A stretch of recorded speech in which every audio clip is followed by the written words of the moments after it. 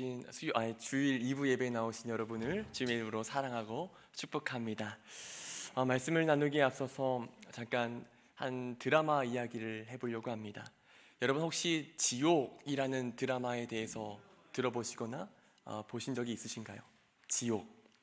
이 드라마를 보면 어느 날 천사의 한 얼굴이 나타나서 사람들에게 고지를 줍니다. 고지가 무엇이냐? 그 사람이 언제 죽어서 언제 지옥에 갈 것인지를 알려주는 겁니다. 고지를 받은 그 사람은 천사가 말해준 그 날짜에 그리고 그 시간에 요상한 괴 생명체들로부터 이제 죽임을 당합니다. 이런 일이 알려지면서 세상은 혼란 가운데 빠지게 되죠.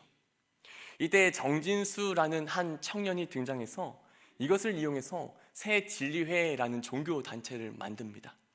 그러면서 사람들에게 뭐라고 설교를 하느냐?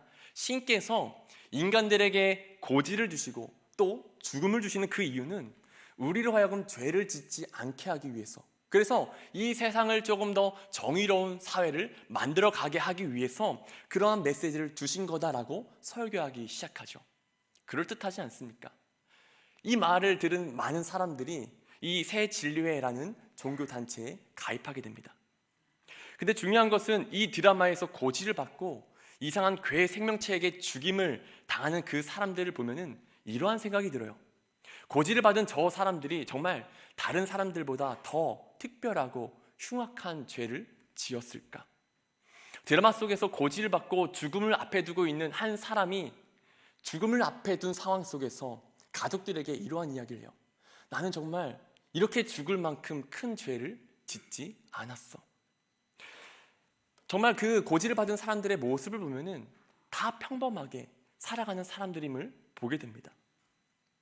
심지어는 맨 마지막, 드라마의 맨 마지막을 보면 갓 태어난 아기가 고지를 받게 되는 이야기가 나옵니다. 여러분, 이제 갓 태어난 아기가 어떠한 죄를 지었길래 그러한 고지를 받게 되었을까요? 이러한 의문이 이 드라마 속에서 남깁니다. 제가 이렇게 서론으로 드라마에 대해서 말씀을 드리는 이유는 오늘 말씀 속에서 지옥이라는 드라마와 비슷한 상황 가운데 놓여져 있었던 한 사람을 볼 수 있기 때문입니다. 오늘 말씀에 등장하는 이 사람은 날 때부터 앞을 보지 못하는 맹인이었습니다. 그리고 사람들은 그 사람을 보면서 수근수근 거리기 시작했죠. 저 사람이 날 때부터 저렇게 앞을 보지 못하는 이유는 저 사람에게 죄가 있거나 아니면 저 사람의 부모에게 죄가 있기 때문일 거야 라고 사람들은 이야기하기 시작합니다. 이 상황을 제자들도 알고 있었기 때문에 예수님께 가서 묻습니다. 예수님, 저 사람이 저렇게 태어난 것이 저 사람의 죄 때문입니까? 아니면 저 사람의 부모의 죄 때문입니까? 묻게 됩니다. 앞서 말씀드린 드라마 속 고지를 받은 인물들이나 오늘 말씀 속 맹인은 자신들이 이해할 수 없는 고난을 당합니다. 그리고 세상은 그런 고난 당한 사람들을 놓고서 그들의 고난을 해석하기를 원하죠. 고난을 해석하는 가장 보편적인 틀이 하나가 있습니다. 그 틀이 무엇이냐? 인과응보라는 틀이에요. 어떤 고난을 당할 때 그것의 원인이 분명히 있는데 그 원인이 어떤 잘못을 했거나 어떤 죄를 지었기 때문에 그에 응당한 벌을 받는 것이다 라는 해석 체계를 우리는 보편적으로 가지고 있습니다. 이렇게 우리는 저마다 고난이 발생했을 때 그 고난의 원인을 알고 싶어하고 그 고난을 해석해야 하고 싶어합니다. 그 이유가 무엇일까요? 그것을 해석해서 나만큼은 고난을 피하고 싶기 때문이에요. 그래서 사람들은 고난의 그 원인이나 그 이유를 알 수 없을 때 굉장히 불안해하고 혼란스러워합니다. 근데 중요한 것은 우리가 어떠한 불행한 사건이나 상황에 대해서 너무 쉽게 해석하고 또 의미를 부여하고 그 원인을 찾는 것은 이 세상을 지옥으로 만들어버릴 수 있다는 사실입니다. 드라마 속에서 고지를 받은 사람들은 정말 다른 사람들처럼 평범한 삶을 살아가던 사람들이었어요. 그런데 그들이 고지를 받았다는 그 이유 하나 때문에 사람들은 그 사람을 죄인으로 낙인 찍고 그 가족들을 비난하고 폭력을 행사합니다. 오늘 말씀 속 맹인도 마찬가지였죠. 그가 태어날 때부터 맹인이었다는 그 이유 하나 때문에 그는 죄인으로 낙인 찍혔습니다. 그의 부모들도 사람들로부터 손가락질을 당했죠. 이처럼 우리 인간들 스스로가 만들어낸 고난에 대한 해석 체계는 불완전합니다. 그렇다 보니까 이것을 통해 우리가 고난을 해석하게 되면 이 세상의 불신, 정죄, 비난, 그래서 이 세상을 마치도 지옥과도 같은 세상으로 만들어버리고 만다는 겁니다. 그러면 예수님께서는 날 때부터 맹인된 그 사람을 보면서 뭐라고 말씀하셨을까요? 3절 말씀을 보면 이렇게 말씀합니다. 우리 3절 말씀 같이 한번 읽어보겠습니다. 시작. 예수께서 대답하시되 이 사람이나 그 부모의 죄로 인한 것이 아니라 그에게서 하나님이 하시는 일을 나타내고자 하심이라. 아멘. 여러분, 우리는 이 말씀 안에서 너무나도 중요한 사실을 한 가지 발견할 수 있습니다. 당시 유대인들과 제자들이 맹인이 당하는 그 고난을 보면서 고난의 원인에 초점을 맞추려고 했습니다. 근데 예수님께서는 그 초점을 다른 쪽으로 돌리세요. 고난의 원인이 아니라 고난의 목적으로 예수님께서는 초점을 돌리신다는 거예요. 물론 이 세상에 일어나는 일들 가운데 이유 없는 일들은 단 하나도 없을 겁니다. 근데 중요한 것은 우리의 제한된 이성과 제한된 지각으로 그 이유와 원인을 온전히 이해하고 해석할 수 없다는 거죠. 그렇기 때문에 우리의 이성으로 그 고난의 원인이나 그 이유를 해석하려고 하면 반드시 부작용이 생기게 됩니다. 그런데 우리가 어떤 일에 그 고난의 원인과 이유를 이해할 수는 없을지라도 한 가지 우리가 할 수 있는 일이 있습니다. 그것이 무엇이냐? 우리가 고난 중에 있을 때 그 고난을 통하여 하나님의 일하심을 기대할 수 있다는 겁니다. 오늘 말씀처럼 예수님께서 말씀하신 것처럼 우리에게 주신 그 고난을 통하여 하나님께서는 일하실 것이기 때문이죠. 여러분, 하나님은 언제나 선하십니다. 하나님은 언제나 우리를 변하지 않고 우리를 사랑하십니다. 우리를 좋은 쪽으로 인도해 가시는 분이십니다. 우리가 고난 가운데 있을지라도 모든 것을 선으로 바꾸어 인도해 가시는 분이 바로 하나님이십니다. 오늘 말씀에서 예수님은 지금 이거를 말씀하고 계신 거예요. 하나님께서 맹인을 왜 태어날 때부터 앞을 보지 못하게 하셨는지 그 이유와 그 원인을 우리가 함부로 해석할 수는 없지만 분명한 것이 있는데 하나님께서는 여전히 그 맹인을 포기하지 않고 그 맹인을 신실하게 사랑하고 계신다는 거예요. 선한 목적을 갖고 계신다는 거예요. 그리고 그 목적을 통해 하나님께서는 하나님의 일하심을 드러낼 것이다 라고 말씀하십니다. 그러면 하나님께서 이 맹인을 통해서 나타내시고자 하시는 일이 대체 무엇일까요? 단지 기적을 행하셔서 눈을 뜨게 하심으로 그냥 간증하게 하시려고 하신 걸까요? 하나님께서 그의 삶을 통해 깨닫게 해주시고자 하는 일하심은 바로 예수님이 누구이신가를 알게 하시는 것입니다. 그 고난을 통해서 예수님이 누구이신가를 알게 하시기 위함. 요한복음 보면 예수님께서는 나는 무엇이다 라고 말씀하시는 7가지의 선언이 나옵니다. 요한복음 6장을 보면 나는 생명의 빵이다 라고 예수님께서 말씀하시고, 요한복음 10장에서 나는 양의 문이다, 나는 선한 목자다 라고 이야기하십니다. 그리고 요한복음 11장에 가서는 예수님께서는 나는 생명이요 나는 부활이요 생명이다 라고 이야기하십니다. 그리고 14장에 가서는 나는 길이요 진리요 생명이다 라고 예수님이 말씀하십니다. 그리고 오늘 말씀에서 예수님께서는 자신을 이렇게 말씀하시죠. 우리 5절 말씀입니다. 우리 5절 말씀 함께 보겠습니다. 시작. 내가 세상에 있는 동안에는 세상의 빛이로다. 아멘. 말씀을 준비하면서 예수님께서 이처럼 나는 무엇이다 라고 말씀하신 이 말씀의 배경들을 보았습니다. 근데 놀랍게도 예수님께서 예수님이 누구이신지에 대해서 말씀하실 때 그 사항들이 어떤 문제나 어떤 고난들과 맞물려 있었다는 거예요. 예를 들어 볼게요. 예수님께서 나는 생명의 빵이다 라고 말씀하실 때 어떠한 상황 가운데 있었을까요? 예수님과 제자들 그리고 수많은 무리들이 광야에 있었습니다. 근데 먹을 것이 없어 배가 굶주린 그 문제의 상황 속에 있게 되죠. 그때 예수님께서는 오병이어의 기적을 행하셔서 많은 사람들을 배불리 먹이십니다. 그리고 하시는 말씀이 이거예요. 나는 생명의 빵이다. 그런가 하면 예수님께서 나는 부활이요 나는 생명이다 라고 말씀하신 이 말씀은 어떠한 배경에서 나왔을까요? 예수님께서 사랑하시는 마르다와 마리아의 오라버니셔 나사로가 죽음 가운데 놓이게 되었을 때, 그래서 그 죽음을 보면서 모두가 슬픔에 잠겨 있을 때 주님은 그 상황 속에서 말씀하십니다. 나는 부활이요 나는 생명이다. 오늘 말씀 속에서도 마찬가지죠. 날 때부터 앞을 보지 못하는 그 사람을 통해서 예수님께서는 자신을 드러내고자 하십니다. 나는 세상의 빛이다. 앞을 보지 못하는 사람들에게 보일 수 있도록 빛을 비춰주는 참된 빛이라는 것을 이 앞을 보지 못하는 사람들을 통해서 말씀하시고자 오셨다라는 것입니다. 여러분, 이처럼 주님은 어떤 특정한 고난, 문제의 상황을 통해서 그 고난과 관련해서 예수님 당신이 누구이신지를 드러내십니다. 지금 우리들의 삶 속에서도 마찬가지로 그 하나님은 일하고 계실 줄 믿습니다.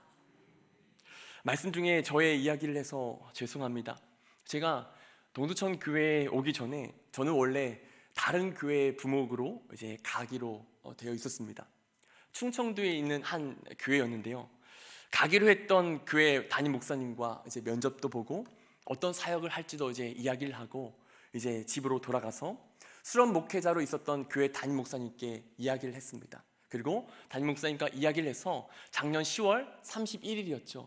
그때 마지막 사역을 마치고 교인들에게 인사를 하고 이제 교회를 사임했었습니다. 근데 도중에 문제가 생기기 시작합니다. 가기로 했던 교회 인사구역회가 원래는 10월 31일에 하기로 했었는데 그게 한 주 미뤄졌다는 거예요. 그리고 저는 그 날을 기다렸습니다. 근데 또 그 날에 가니까 또 2주, 또 3주 기다려야 된다라고 이야기합니다. 저는 이미 사역을 다 마치고 마무리하고 사임해서 기다리고 있는데 일은 계속 딜레이가 되고 있습니다.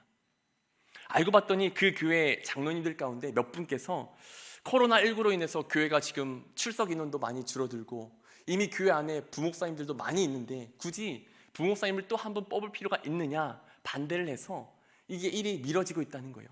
그래서 담임 목사님께서 그 교회 장로님들이 30분이 넘으셨는데 한 분 한 분 만나면서 설득하시느라 그 시간이 계속 딜레이가 되고 있다는 거죠. 이 목사님께서도 저에게 미안하셨는지 저를 위로해 주시기 위해서 이런 말씀을 하셨어요. 하늘이 무너지지 않는 이상은 될 거니까 걱정하지 말고 기다려요. 그냥 이왕에 쉬는 거 푹 쉬고 있어요 라고 이야기하셨습니다. 목사님께서 워낙 장담하시니까 저에게는 큰 걱정이 없었습니다. 근데 여러분, 그 결과가 어떻게 됐을까요? 제가 거기에 못 갔으니까 여기에 있겠죠? 네, 감사한 일인 것 같습니다. 정말 이해하기 어렵고 받아들이기 어려운 그 고난의 시간이 저에게 찾아왔습니다. 이미 사임은 했고 이미 아직 수련목 과정은 끝나지 않았습니다. 수련목 마지막 때에 닥친 이 고난 앞에서 제가 할 수 있는 것이 아무것도 없었어요. 그래서 그냥 방에 들어가서 무릎 꿇고 기도하는데 제 마음 가운데 하나님께서 이런 마음을 주시더라고요. 어떤 마음이냐? 네가 붙들고 있는 그 하늘이 무엇이냐라는 말이었어요. 저에게 있어서 믿을 수 있는 오직 유일한 하늘은 하나님 한 분뿐이라는 거였어요. 여러분, 그 교회 목사님이 이렇게 말씀하셨죠. 하늘이 무너지지 않는 이상 될 거니까 그냥 기다려.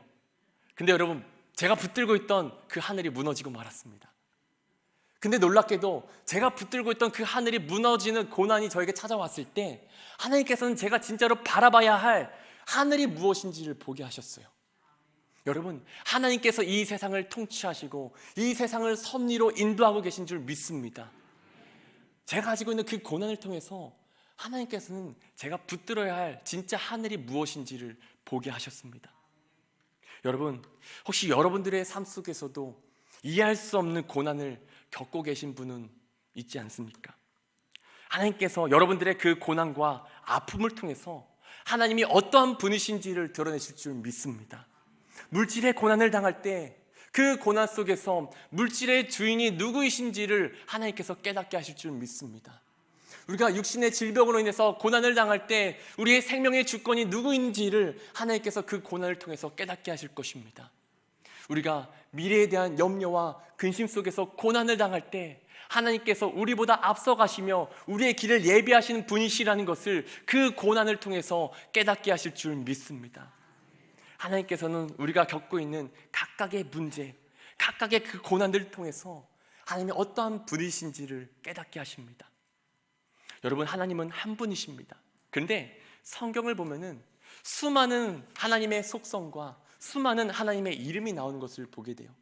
아마 여러분들도 많이 들어보셨을 것 같습니다. 여호와 니시, 여호와 이레, 여호와 샬롬, 여호와 라파, 엘 샤다이 등등 하나님에 대한 표현들이 굉장히 다양하게 등장합니다. 이것이 무엇을 말할까요? 우리에게 다양한 고난이 일어난다고 할지라도 그 다양한 고난 속에서 하나님께서는 쉬지 않고 여전히 그 고난 속에서 일하고 계신다는 거예요. 여러분, 우리가 이것을 믿을 수 있기를 바랍니다. 그래서 우리가 당하는 그 고난 속에서 위축되거나 실망하거나 좌절하는 것이 아니라, 우리가 고난의 원인에 초점을 맞추고 있는 것이 아니라 이것을 통해서 무엇을 바라보고 계신가, 고난의 목적을 바라보실 수 있는 저와 여러분들이 될 수 있기를 간절히 소망합니다. 하나님께서 우리에게 고난을 통해 주시는 은혜는 여기서 끝나지 않습니다. 예수님께서는 맹인의 눈을 고치시기 위해서 땅에 침을 뱉으셔서 진흙을 이기시고 그 진흙을 맹인의 눈에 바르십니다. 그리고 실로암 연못에 가서 씻으라라고 이야기하시죠. 맹인은 정말 연못에 가서 씻고 나음을 얻게 됩니다. 그런데 자기가 있던 곳으로 돌아와 보니 예수님은 어디로 가시고 사라지시고 나음을 받은 맹인과 그를 알고 있던 이웃만 남은 상황에 놓이게 됩니다. 이웃들은 그 맹인을 보면서 이야기합니다. 이 사람이 우리가 알던 그 맹인이다. 아니다. 이 사람은 비슷하게 생겼지만 우리가 알던 그 맹인이 아니다. 의견을 달리하면서 논쟁이 오고 갑니다. 근데 그때 맹인이 나서서 이렇게 이야기해요. 우리 9절 말씀인데요, 한번 같이 읽어볼까요? 9절입니다. 시작. 어떤 사람은 그 사람이라 하며 어떤 사람은 아니라 내가 그와 비슷하다 하거늘 자기 말은 내가 그라 하니. 아멘. 여러분, 맹인이 나서서 뭐라고 이야기합니까? 내가 그라. 맹인을 고치신 예수님은 어디론가 사라지시고 맹인만 남은 그 상황 속에서 맹인은 내가 그라라고 당당히 말합니다. 램지 마이클스라는 신약학자는 이 표현이 예수님이 부재한 그 상황 속에서 이제 이 맹인이 예수님의 대변하는 그 역할을 맡기 시작했다라고 해석합니다. 여러분, 앞서 말씀드렸던 것처럼 요한복음을 보면은 예수님께서 7차례에 걸쳐서 나는 무엇이다 라고 이야기하셨습니다. 그런데 그런 예수님께서 떠나신 그 자리에서, 예수님이 부재하신 그 상황 속에서 이제 이 맹인이 예수님을 대신해서 내가 그 사람이다 라고 고백하기 시작하는 거예요. 즉, 예수님이 없는 그 상황 속에서 이 맹인은 내가 그라라는 이 고백을 통해서 내가 예수님을 만나봤는데 예수님이 참된 빛이시다 라고 고백하기 시작했다는 것이죠. 증인으로 세워졌다는 겁니다. 특별히 계속되는 말씀을 보면 이 맹인은 예수님을 미워하고 증오하며 예수님을 대적했던 유대인들을 향해서 그 예수님을 증언하기 시작합니다. 요한복음 9장 22절을 보면 이러한 말씀이 나와요. 우리 같이 한번 읽어보도록 하겠습니다. 22절 말씀 시작. 그 부모가 이렇게 말한 것은 이미 유대인들이 누구든지 예수를 그리스도로 시인하는 자는 출교하기로 결의하였으므로 그들을 무서워함이로라. 즉, 유대인들이 예수님을 미워해서 예수님을 믿는 사람들을 유대교에서 쫓아내기로, 출교하기로 결의했다라는 거예요. 상황이 좋지가 않아요. 그런데 그럼에도 불구하고 이 맹인은 그런 유대인들을 향해서 이야기합니다. 예수님은 선지자라고, 예수님은 하나님으로부터 오신 분이라고 증언하기 시작합니다. 그리고 결국은 어떻게 됐을까요? 이 유대인들과 대립각을 세우다가 나중에는 34절에 가서 이 맹인은 결국 유대교로부터 쫓김을 당하고 맙니다. 여러분, 유대인들이 예수님을 알아보지 못했고 배척하지 못했던 이유가 무엇일까요? 그 유대인들은 자신들이 보고 싶은 것만 보고 진짜로 바라봐야 할 것을 보지 않았기 때문입니다. 유대인들은 자신들이 붙들고 있던 율법, 전통, 경험, 자신들이 가지고 있는 기득권만 바라봤습니다. 그렇다 보니까 진짜로 바라봐야 할 생명의 빛을 놓치고 있었다는 사실이죠. 예수님께서는 그런 유대인들을 향해서 너희가 진짜 맹인이다라고 이야기하십니다. 근데 놀라운 것은 고침을 받은 이 맹인이 그런 영적으로 맹인으로 살아가는 유대인들을 향해서 예수님이 빛이심을 증언하는 증인으로 세워지게 되었다라는 겁니다. 여러분, 이 맹인의 이야기가 너무 감동적이지 않습니까? 날 때부터 맹인이었기 때문에 사람들로부터 죄인 취급을 받았습니다. 그는 직업도 갖지 못한 채 길거리에서 구걸하면서 간신히 생계를 유지하고 있었습니다. 그렇기 때문에 이 사람은 이 세상에서 그 누구보다 쓸모없는 존재, 이 세상에서 그 누구보다 살아야 할 이유와 목적과 의미가 없었던 사람일지도 모릅니다. 근데 그런 그가 그의 고난의 상처를 통하여서 그가 살아가야 할 새로운 의미와 새로운 목적을 갖게 하셨습니다. 진짜로 바라봐야 할 것을 보지 못하고 자신들이 보고 싶은 것만 보며 살아가는 그 영적인 맹인들에게 빛을 지원하는 삶, 내가 그라라는 이 고백을 통해서 빛이신 주님을 증언하는 삶이 되게 하셨습니다. 여러분, 이 세상에서 가장 쓸모없던 사람이 이 세상에서 가장 복된 사람, 가장 존귀한 사람으로 바뀐 줄 믿습니다. 여러분, 주님께서는 오늘날 우리에게도 이러한 삶을 살 것을 요구하십니다. 아니, 이러한 삶을 살아내고자 마음 가운데 소망을 품은 사람들을 찾고 계십니다. 목회데이터 연구소에서 2021년 5월에 7년간 우리나라 종교인 비율이 어떻게 변했는지를 조사하고 또 그 연구 결과를 발표했습니다. 불교, 개신교, 카톨릭 여러 종교를 포함해서 종교를 갖지 않는 사람들, 즉 무신론자들이 2014년부터 2021년까지 7년 동안 10%가 증가했다고 합니다. 그래서 우리나라 인구 중에서 총 60%나 되는 사람들이 더 이상 종교를 갖지 않는 사람들이 되었다라고 연구 결과를 내었습니다. 여러분, 이 조사 결과가 무엇을 우리에게 말해줍니까? 보이는 이 세상 속에서 보이지 않는 세상에 대한 관심, 죽음 이후에 대한 관심은 사라지고 그저 보이는 것, 객관적이고 합리적이고 물질적인 것만 보며 살아가는 사람들이 더 늘어났다는 겁니다. 과학과 기술, 의학과 정보통신이 발달하면서 사람들은 자신들이 보고 싶은 것만 보면서 살기를 원합니다. 이제 보이지 않는 것은 신뢰할 수 없고 오직 눈으로 볼 수 있고 손으로 만질 수 있고 숫자로 계산할 수 있는 그 객관된 그것만 신뢰할 수 있다고 생각하며 살아가는 사람들이 오늘날의 사람들이라는 것이죠. 이런 때에 우리는 어떻게 살아야 할까요? 오늘 말씀 속에 나오는 맹인처럼 예수님을 만난 증인으로서 내가 그라라는 이 고백을 가지고 우리가 살아가야 하지 않을까요? 우리는 보이는 것, 보고 싶은 것만 보며 살아가는 그 사람들에게 진짜로 바라봐야 할 영원한 하나님의 나라를 증거하며 그 나라를 보여주며 살아가야 될 사람들인 줄 믿습니다. 우리가 살아가야 할 삶의 의미와 목적이 달라졌다는 거예요. 여러분, 이것이 우리에게 하나님께서 주신 큰 축복인 줄 믿습니다. 여러분, 우리에게 주님이 없었을 때에는 우리는 죄인이었습니다. 우리에게 주님이 없었을 그때에는 영적인 고아였습니다. 우리에게 주님이 없었을 그때에는 이 세상의 삶의 의미와 목적 없이 그저 방황하는 방랑자와 같은 삶이었습니다. 근데 그런 우리를 주님께서 불러주셨고 또 구원해 주셨습니다.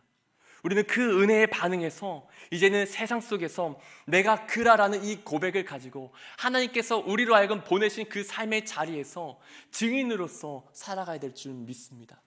특별히 우리가 만난 하나님이 있지 않습니까? 각자가 고난 속에서 만난 하나님이 있지 않습니까?